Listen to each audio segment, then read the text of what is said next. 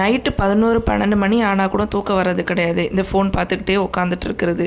ஆனால் காலையில் எப்படி தான் அந்த தூக்கம் கண்ணை சொக்குமோ தெரியாது. எழுந்துக்கணுமான்ற மாதிரி இருக்குது. எழுந்துக்கவே முடியல. அதனால் எழுந்து தானே ஆகணும்.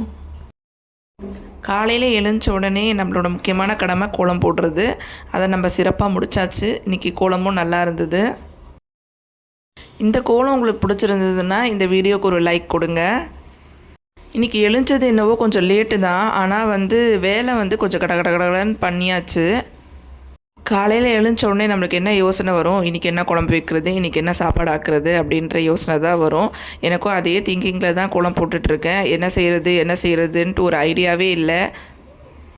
இந்த கோலத்தில் அதிகமாக இந்த லைனாக போடுறோம் இல்லையா, லைனாக போடுறது, அதுக்கப்புறம் அதை பாக்ஸாக போடுறது, இந்த மாதிரி தான் நான் மோஸ்ட்லி போடுவேன்.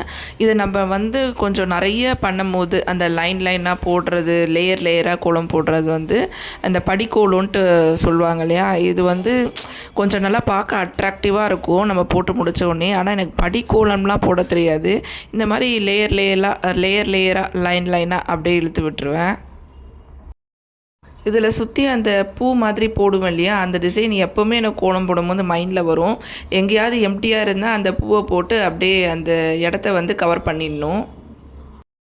அவ்வளோதான். ஓவரால் பார்க்க நல்லா இருக்கிற மாதிரி எனக்கும் தோணுச்சு.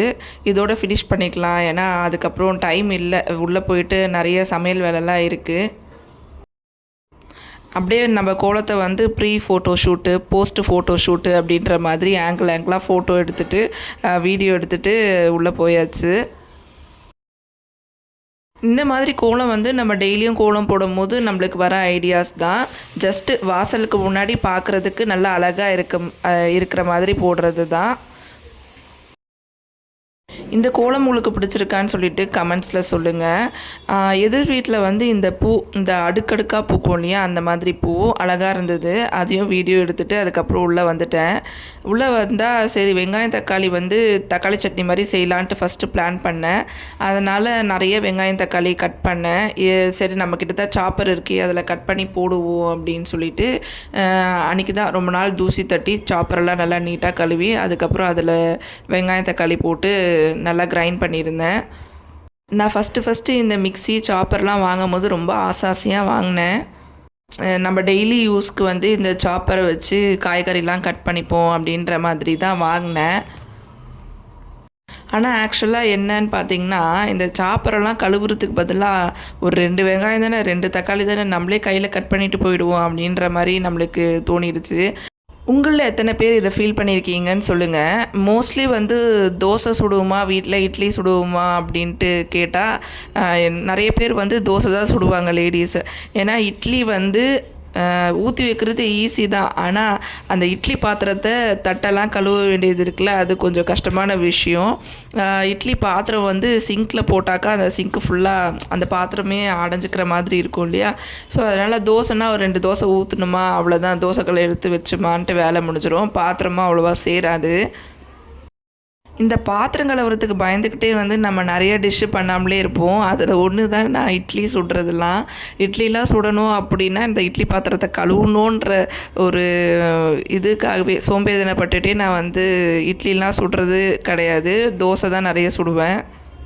அந்த மாதிரி தான் இந்த சாப்பரும். வாங்கும் போது நமக்கு வேலை ஈஸியாக முடியும், காயெல்லாம் கொஞ்சம் சீக்கிரமாக கட் பண்ணி முடிக்கலாம் அப்படின்ற ஒரு எண்ணத்தில் தான் வாங்கினது.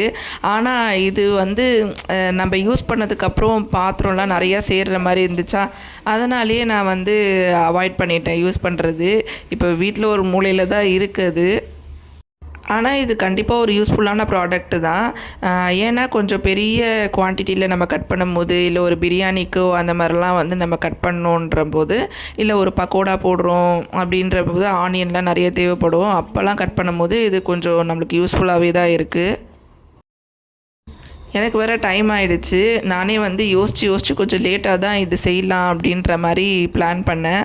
அதுக்கப்புறம் தக்காளி தொக்கு செய்கிறதுக்கு பதிலாக நம்ம இந்த காரக்குழம்பு மாதிரி வச்சிடலாம் அப்படின்னு சொல்லிட்டு புளிலாம் கரைச்சி வச்சுருந்தேன்.